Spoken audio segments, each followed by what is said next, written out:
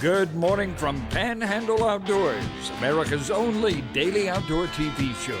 Your source for fishing, hunting, and information for folks who enjoy the great outdoors. Now sit back, relax. It's Panhandle Outdoors.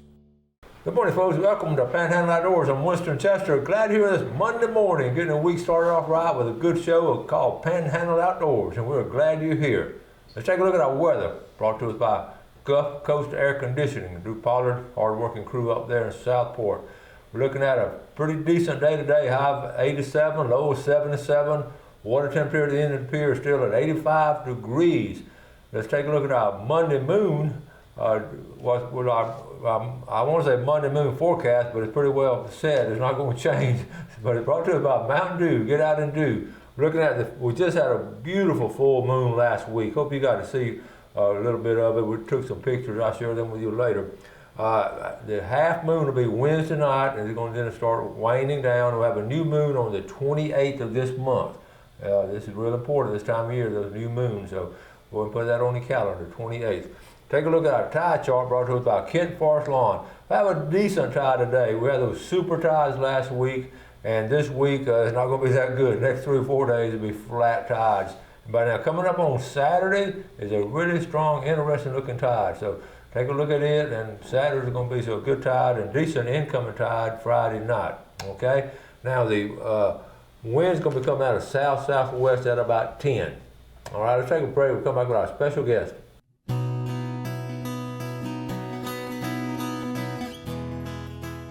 Okay, welcome back, and look who's here, a familiar face on Panhandle Outdoors, Derek Fussell. Glad to be here. Normally, a lot of times he's here with Camo Dreams, but he's got his other cap on today. Yep, put on the work hat. A regional biologist for the Florida, FWC Florida Panhandle, way over there in Tallahassee, all the way to Pensacola, about 16 counties. 16 counties I cover. And I know, I run into him a lot. He's constantly got something going on. So, well, I know we have some new viewers, and I'll sort of tell them the basic job. They have some great pictures. We're going to talk about all kind of aquatic plants. You're going to learn a lot of stuff today. Yeah, so I'm the regional biologist for invasive plant management on the aquatic side of things. Okay. So invasive plant management covers uplands and aquatics. And I cover 16 counties, manage 53 water bodies, lakes, rivers, streams, from Escambia River to the Osceola River in the east. Wow. They get an annual survey. We manage for a diverse native plant species while looking for exotic species to maintain control. So I'm covering a lot of ground and a lot of water. You know, when I was growing up, we didn't have all this stuff. Where did it all come from? Well, the biggest mover of exotic plants is boats. You know, and we actually have to look over our boats and everything. Some of the water bodies that we have federally listed noxious weeds, and I've got some pictures of those, may stick to your boat, and it's a dime-sized plant. So, you know, fragments of hydrilla can get stuck on a boat trailer and move from boat ramp to boat ramp. Lots of them have been here for decades, you know, even hundreds of years. Water lettuce, water hyacinths. May have been brought in by ship ballasts and stuff, you know, hundreds of years ago. But they're problematic. You know, they can cause problems with flooding, navigation.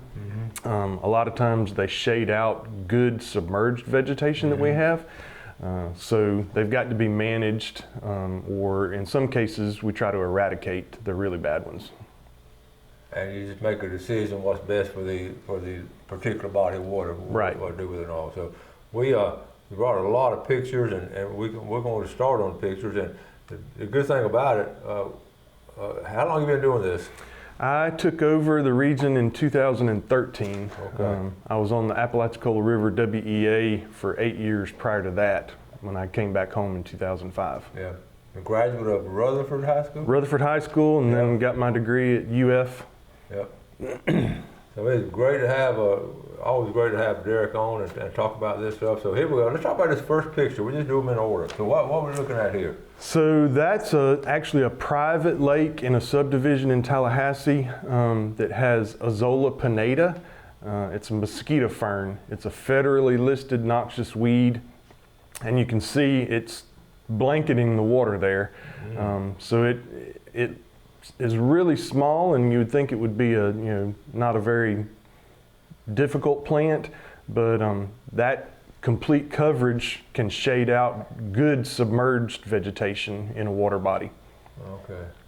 So part of my job is extension and outreach. So I had the homeowners association contacted me and said, we've got this plant, we don't know what it is. And so I went out and identified it, and then we do for this, it's a federally listed weed. We actually control it on private water bodies. Okay. All right. And that's just a close-up of it there. So it's just it just looks like a solid looking stuff. I mean, weird. Wow. How long does it take to treat it? We treat a couple of different ways. We can do a systemic that we put in the water and the plants uptake, or we can do a contact herbicide that we spray on it. We do a combination of those so that what we don't get with contact, actually the plants can uptake, because you can't be assured that you're going to get herbicide on every single plant. Yeah. Okay. That's Lake Jackson, and that was from last year, I believe, before it filled back up. We were doing a prescribed burn on the dry edges of the lake. I was going to ask you, when Lake Jackson dried up and all, did it sort of help y'all sort of get some of that stuff? Or how did that work? Lake Jackson hasn't had a lot. I've got two plants that we typically treat on Jackson: Cuban bulrush and water hyacinths. The Cuban bulrush, can keep growing. Water hyacinths typically will dry up if the lake gets really dry. When it dried up this time, it's kind of dry in the middle. It's really weird with the topography of that lake. Is the lower end, McGinnis Arm, Ford's Arm, still had water, but the center part of the lake where Porter Sink is was just mud. Huh. So were y'all able to get in there and do anything? Or? We did a prescribed burn. My airboat is capable of dry land, so we were able to ride around on the dry edge of the lake. I bet that was fun, wasn't it? Well, it's fun until the boat gets stuck. That's not fun. What do you do when the boat gets stuck? Everybody has to get off and push and wiggle around. You get a helicopter to come over? No airboat tow trucks. I know. We'll take a quick break. Be right back with Derek.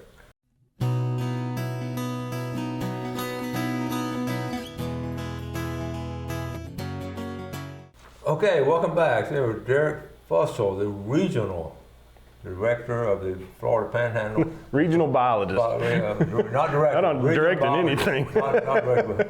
He directs the biologist. Okay, but he has a big job. Check out this picture here. What's going on with this particular picture? So that's the part of the burn on Lake Jackson. So in Florida, in prescribed fire, we like to say that green burns, and that's the bottom of the lake in a prescribed fire that we were lighting the fire lakeside from my airboat. So it does burn okay, huh? Yep. That's interesting, because most people don't think it'll burn. Yeah. It's too wet and green and all. Yep. Cool. All right.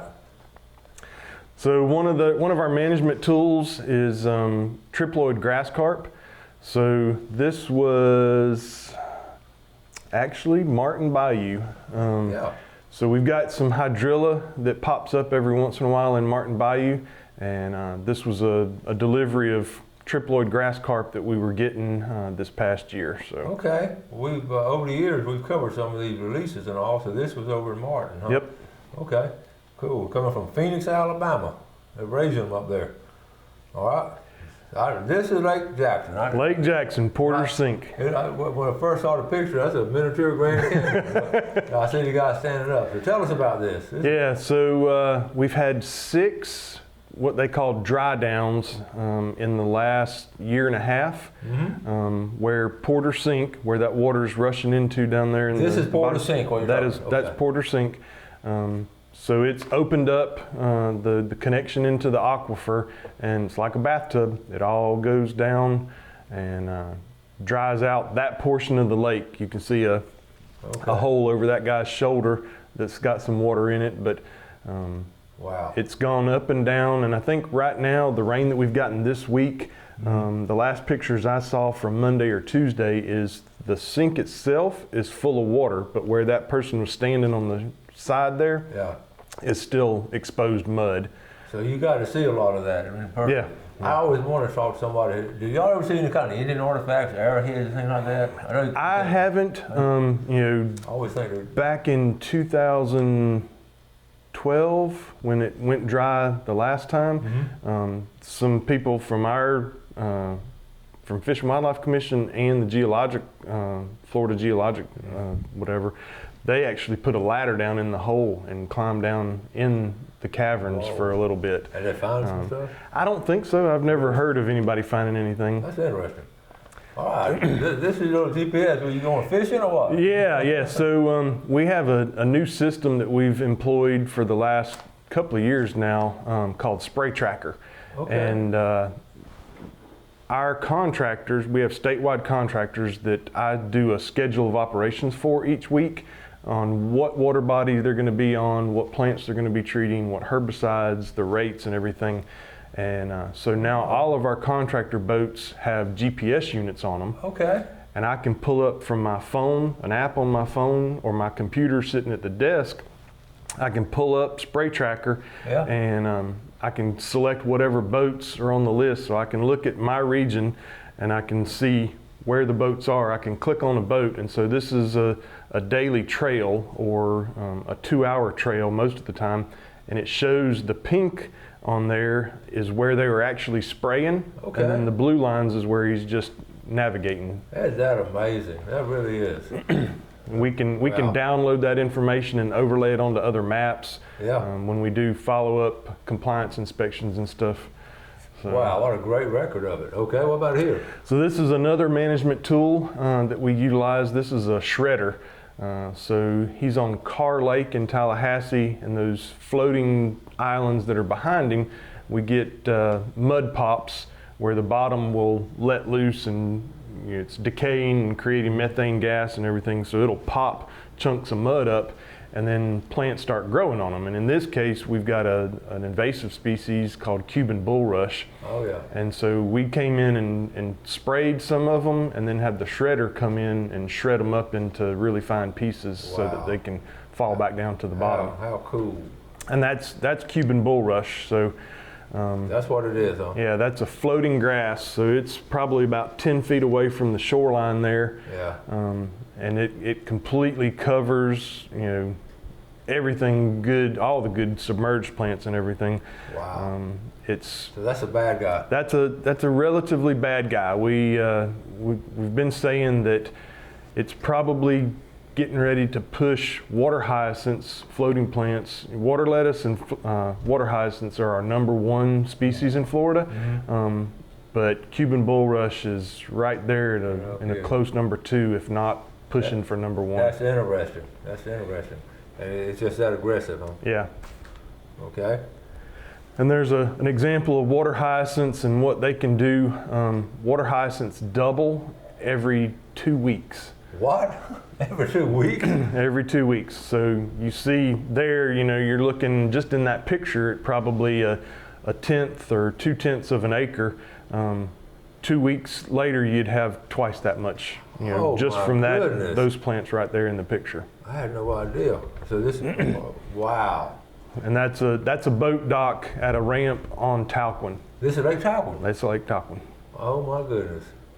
So you can't get a lawnmower out there, can you? Nope. So, no. That looks If we could put floaties on goats or something, that might. That's an idea. Y'all trying to be being innovative and all. Okay. So this was a research plot. Last year in August, we were working with Mississippi State on herbicides to use on Cuban bulrush. And so you can see outside the plot it's nice and green, and then inside the plot, whatever the herbicide combination was there, the results of that herbicide application. Well, now that's interesting to team up with Mississippi State, because I know they're strong in these lines and all. Yeah, we work a lot with the University of Florida. There's the invasive plant management group at UF, but our research section we'll partner with universities and stuff all over the country. And have all this out of Mississippi and Alabama? Well, there's a lot of giant salvinia in Louisiana, Texas. Okay. So Mississippi State's been involved in a lot of that, Louisiana, LSU. Yeah. But we have giant salvinia here in Florida in a few places. So it's good to collaborate and see what they're doing, what they're utilizing in other places, other states. That's cool. Take our final break. We'll be right back with Derek.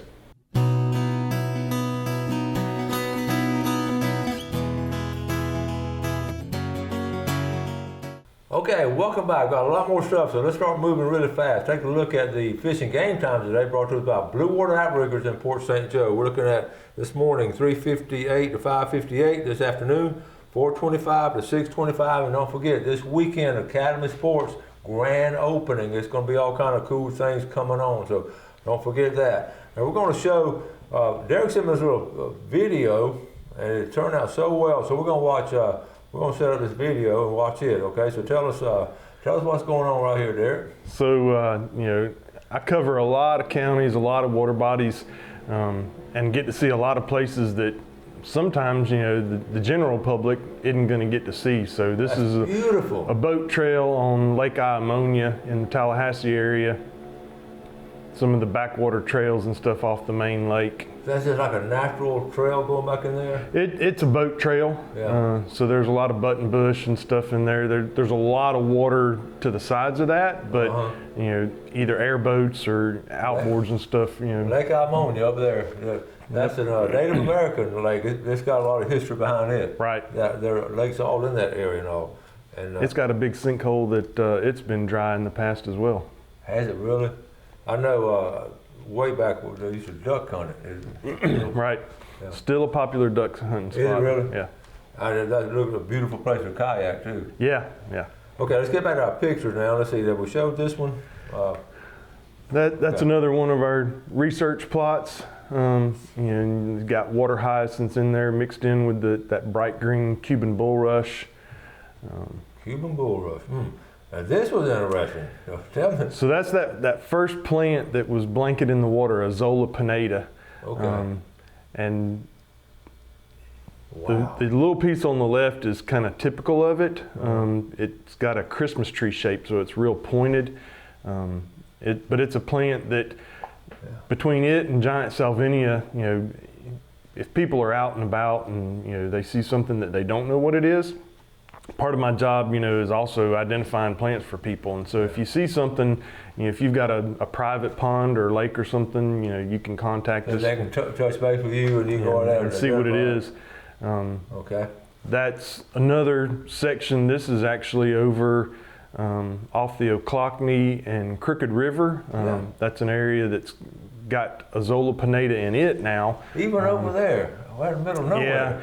Yeah, it is really odd. We've had it in a couple of lakes in the Tallahassee area for several years, almost a decade, I guess. And this year it showed up in the Crooked River, and we've been doing surveys and stuff. And I think this was a little creek off the Oclockney River. That's up in Tate's Hill area, isn't it? Yeah, on the east side of Tate's Hill. Tate's Hill. Wow. Yep. Wow.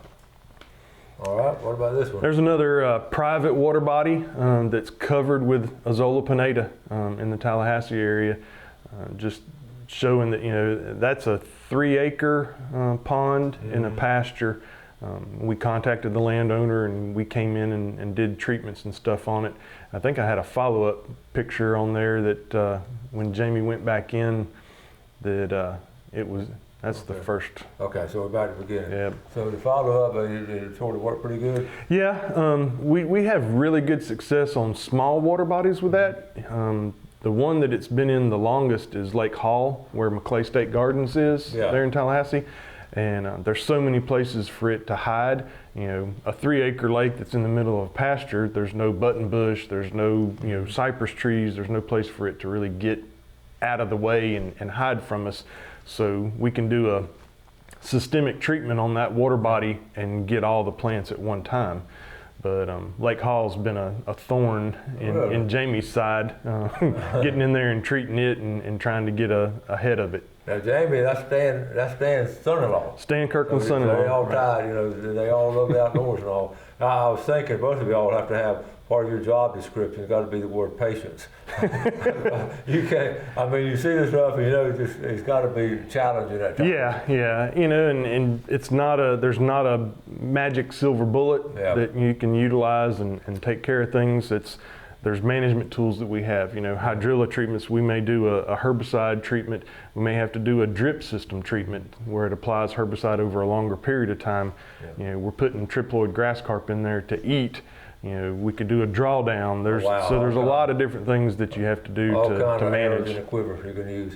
Okay, we got to wrap things up now. People can get touch base with you, have these problems and all. And Yeah, you can go to the Fish and Wildlife Commission website and look up invasive plant management. It'll have all the regions highlighted and regional contacts and everything. So good stuff, and we appreciate what you do. Like I said, I know it's got to be challenging, but I know you and Jamie, I know y'all work hard at it. Yep.